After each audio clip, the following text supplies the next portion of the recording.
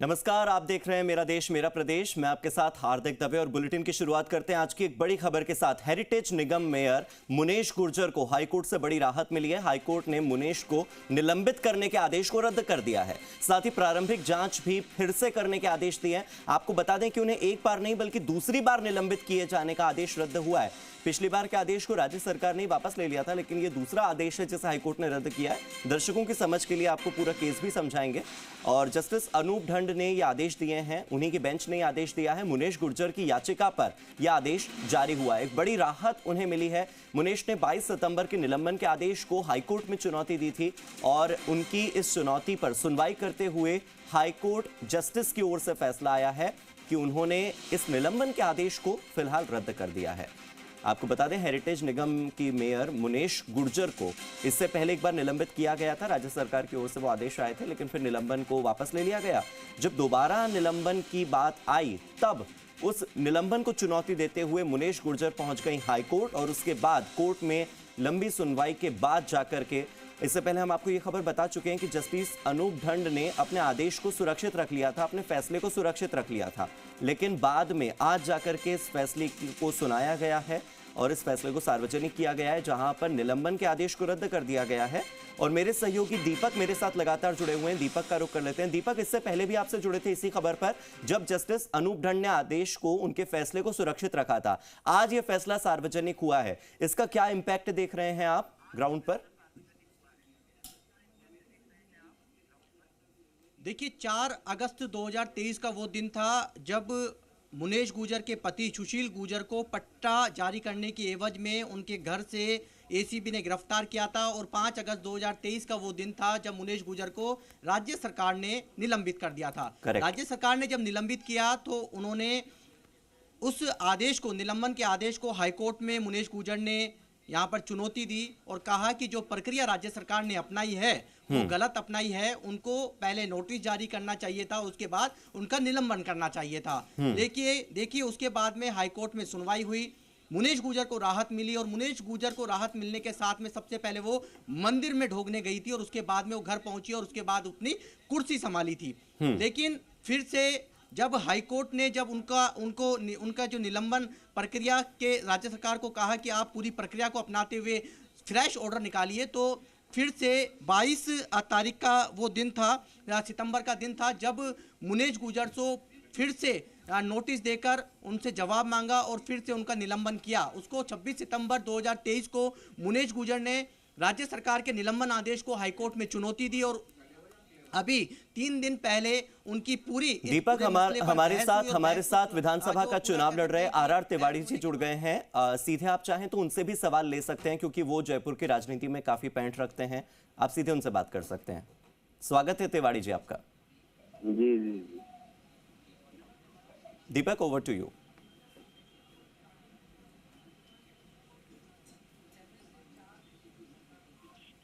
दीपक, आप तक आवाज पहुंच पा रही है?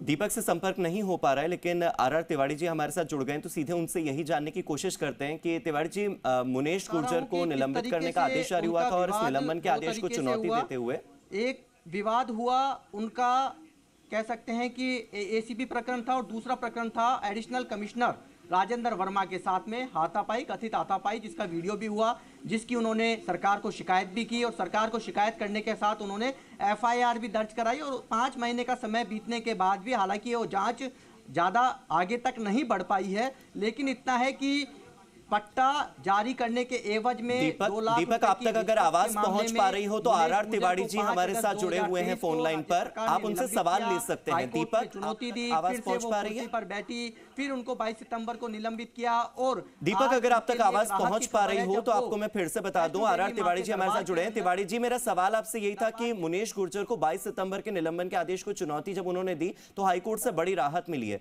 इस राहत को आप कैसे देखते हैं? इस पूरे फैसले को आप कैसे देखते हैं? मैं उच्च न्यायालय के फैसले का दिल से स्वागत करता हूं जी। सांच को आंच नहीं। मुनीश गुर्जर पूरे प्रकरण में कहीं दोषी नहीं थी। उनके पति दोषी थे, उनके बारे में मैं कुछ नहीं कहूंगा। अपराधी पति हो, उससे किसी के ऊपर आंच नहीं आती है।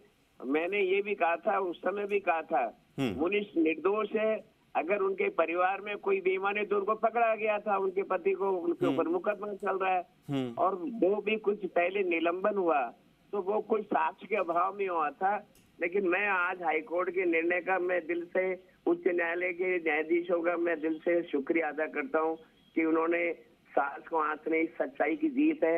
और मुनीश गुर्जर आज हमारी मेयर के रूप में वापस काम करेगी। मेरे को लगता है हम सब मिलकर के तो हेरिटेज तिवारी जी, फिर ऐसी क्या मजबूरियां थी कि फिर उनको एक दिन के अंदर अंदर, कुछ घंटों के अंदर अंदर ही निलंबित करना पड़ा? उन मजबूरियों का भी अगर आप जिक्र कर दें। नहीं, उस समय उच्चाधिकारियों ने अपनी गलत फहमी से उनको निलंबन निकाला। मैंने हाईकमान से भी कहा था कि मुनीश के साथ में अन्याय हो रहा है, और हाईकमान ने इस बारे में संज्ञान भी लिया था। लेकिन कुछ राजनीतिक कारण होंगे, मैं पता नहीं, लेकिन मैं आज की इस न्यायालय के फैसले से मेरे को लगता है, शहर कांग्रेस का अध्यक्ष भी मैं चाहता हूँ कि ये फैसला अच्छा है और कांग्रेस को ताकत देगा। हमारे हेरिटेज में जो विकास के काम रुक गए थे अब वापस होंगे। और मैं ये भी कहना चाहता हूँ आपके माध्यम से, हमारे हेरिटेज के जो पार्षदों के ऊपर मुकदमे लगा रखे, जो छुआछूत वाले, मैं हाईकमान से, सरकार हमारी बन रही है जी, और मैं सरकार से फिर निवेदन करूंगा कि हमारे जो पार्षदों पर मुकदमे लगा रखे, वो झूठे मुकदमे हैं, उनको वापस लिया जाए। और जल्दी इस बारे में भी कांग्रेस संगठन आगे बढ़ करके हाईकमान से बात करेगा कि इन पार्षदों पर मुकदमे वापस लिए जाए। वो तो जैसे ही नई सरकार बनेगी उसके बाद बहुत सारी क्लैरिटी आ जाएगी। तिवारी जी, दीपक मेरे साथ लगातार जुड़े हुए हैं। दीपक, आर तिवारी जी हमारे साथ जुड़े हैं, आप सवाल ले सकते हैं अगर आप तक आवाज पहुंच पा रही हो। तिवारी साहब, आपके पास में मुनेश गुर्जर ने सिविल लाइन से दावेदारी भी की थी, हालांकि वो कह रही हैं कि उन्होंने बगावत नहीं की। क्या मुनेश गुर्जर अपने निलंबन काल में चुनाव के समय क्या कांग्रेस के समर्थन में वोट मांगती हुई नजर आई? ये सवाल है कि उनको तो निलंबन कर रखा था, और मेरे ख्याल में उसने कांग्रेस के पक्ष में वोट मांगे होंगे, क्योंकि मैं खुद हवा महल में प्रत्याशी था, मेरा उनसे संपर्क नहीं हो पाया। लेकिन मैंने तो जानकारी है कि वो कांग्रेस के पक्ष में, जहाँ तक उनका मतदान हो रहा था, उन्होंने कांग्रेस के पक्ष में मतदान करवाया, लोगों से प्रेरित किया। और आज जो मुनीश गुर्जर को हाईकोर्ट ने जो कुछ फैसला दिया उनके हक में, मैं दिल की गहराइयों से उच्च न्यायालय का स्वागत करता हूं कि उन्होंने सच्चाई की जीत की। और हमारे हेरिटेज में जो आगे के काम रुक गए थे, अब मुनीश के वापस आने से हम सब हेरिटेज में और ज्यादा विकास के काम करेंगे। मैं दीपक आपसे ये भी कहना चाहता हूँ कि हमारे कांग्रेस के पार्षदों पर जो मुकदमे झूठे दर्ज करवाए गए थे किसी अधिकारी के द्वारा, मैं सरकार हमारी बनने वाली 3 तारीख के बाद में, मैं हाईकमान से, राज्य के मुख्यमंत्री अशोक गहलोत जी जो बनने वाले, मैं उनसे निर्णय के लिए कहूंगा कि वो इनके जो ऊपर मुकदमे लगे इनको वापस लेने के लिए पहल करें, ताकि हम आने वाले लोकसभा के चुनाव में कांग्रेस को लोकसभा का प्रत्याशी भी जिता के भेजें।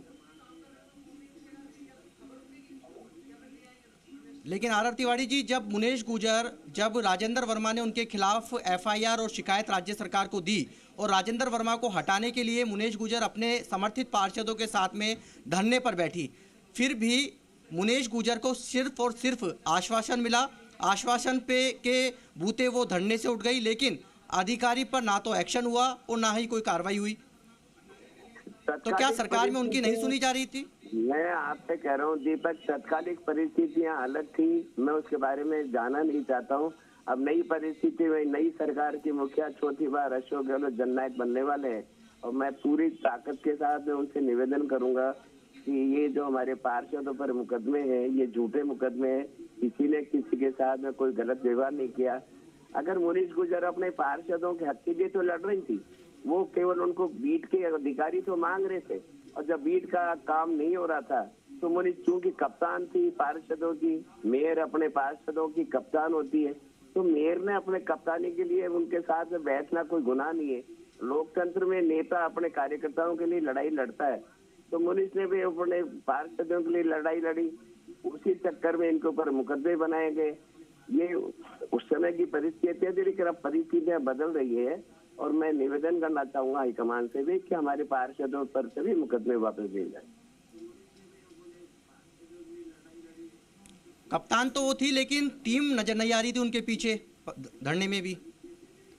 बीती बात बिसारिए आधे की सुध ले। मैं आगे की बात कर रहा हूँ, जो कुछ हो चुका उसके बारे में बात करना मैं अच्छी तरह समझता हूँ। ये दिसंबर का महीना अच्छा होगा, सरकार कांग्रेस के जननायक अशोक गहलोत जी के नेतृत्व में बनने वाली है। एक नया चैप्टर खुलेगा, नया सवेरा है। हम सब मिलकर के काम करेंगे। जयपुर को हेरिटेज में जो काम रुक गया तो उसको आगे बढ़ाएंगे, हेरिटेज की ओर हम डेवलपमेंट की बात करेंगे।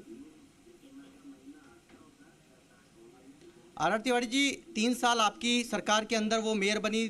10 नवंबर 2020 का दिन था जब उनकी ताजपोशी हुई, लेकिन एक उम्मीद जो जिस सारे आप निर्दलियों के सारे चुनाव के उनको मेयर बनाया, लेकिन उन निर्दलीय पार्षदों को कुछ नहीं मिल पाया।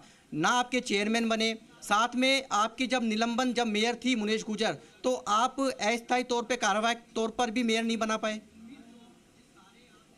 देखो, मैं 10 जुलाई को शहर कांग्रेस का अध्यक्ष बना हूँ। उसके बाद में ये विधायिका का चुनाव हो गया विधानसभा का, मैं ज्यादा दखल नहीं कर पाया। अब चूंकि ये विधानसभा के चुनाव संपन्न हो रहे हैं और 3 तारीख को राजस्थान की भावी सरकार कांग्रेस की बनने वाली है, इन निर्दलीय विधायक या कांग्रेस के विधायकों को उनका उचित सम्मान मिलेगा, उनको कमेटियों का भी गठन होगा और उनको ताकत मिलेगी। मेयर भी काम करेगी, हम सब मिलकर के हेरिटेज का काम करेंगे। जयपुर के नागरिकों को हम सारी सहूलियतें देंगे और जयपुर का विकास करेंगे। मैं इतना कहना चाहता हूँ। तो आर तिवारी जी, मान लिया जाए कि जल्द ही मेयर पूरी रफ्तार से उसी रफ्तार से काम करेगी। बिल्कुल बिल्कुल, सारे पार्षद काम करेंगे, मेयर करेंगे। जयपुर के सारे विधायक, मेरे ख्याल में हम 8 साथी जीत करके जा रहे हैं। शहर के सारे विधायक, मेयर और पार्षद हम सब मिल करके, क्योंकि लोकसभा का चुनाव भी मई में आने वाला है, हम लोकसभा के चुनाव में भी जीतना चाहेंगे, तो सब मिल करके काम करेंगे और जयपुर की प्रतिष्ठा को और आगे बढ़ाएंगे, जयपुर के विकास को हम आगे बढ़ाएंगे। पहली बार ऐसा वाकया जयपुर में देखा गया कि पहली बार नगर निगम बने, दोनों ही खंडित रहे, दोनों ही मेयर पूरा कार्यकाल अपना नहीं कर पाई, किस्तों के अंदर अपना कार्यकाल पूरा कर रही हैं।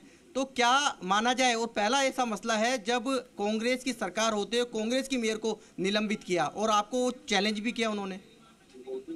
मैं फिर कह रहा हूँ, बीती बात बिसारिए आगे की सुध ले। मैं बीती बातों में नहीं जाना चाहता। राजनीति का दिन, हर दिन नया चैलेंज होता है, चुनौती होता है। अब मैं मान करके चलता हूँ, मैं जिलाध्यक्ष हूँ। मैं तमाम विधायकों और पार्षदों के साथ में मिलकर के लोकसभा में एकजुटता दिखाएंगे। पार्षदों को उनके चेयरमैन बनना है, कमेटियां का गठन करना है। जयपुर का हेरिटेज के चारों शहर, चारों विधानसभा में हम और तेज गति से काम करेंगे। रहा सवाल सौम्या का, तो सौम्या गुर्जर के पति के ऊपर तो आरोप था, सौम्या के ऊपर मारपीट का आरोप था, उन्होंने पुलिस में बयान दिए पार्षदों ने। हमारे यहाँ ऐसा कुछ भी नहीं, मेयर के खिलाफ पार्षदों का कोई बयान नहीं। ये तो उच्चाधिकारियों ने मिलकर के एक षड्यंत्र रचा गया था पार्षदों के खिलाफ, तो वो ठीक हो तिवारी जाएगा। जी, सवाल तो यही पूछा जा रहा है कि उन अधिकारियों के खिलाफ कार्रवाई कब होगी? कार्रवाई मेयर के खिलाफ हो जाती है, अधिकारियों के खिलाफ नहीं होती है। यही बात बार बार, ठीक है, आप बार बार यही कह रहे हैं कि ठीक है, पुरानी बात भूल जाइए, नए पर फोकस कीजिए। ठीक है, भविष्य में जब ऐसा कुछ होगा या ऐसा कुछ नहीं होगा, दोनों के लिए सवाल आप ही के पास आएंगे। शुक्रिया हमारे साथ जुड़ने के लिए तिवारी जी, और शुक्रिया दीपक आपका भी, मेरे साथ आप जुड़े।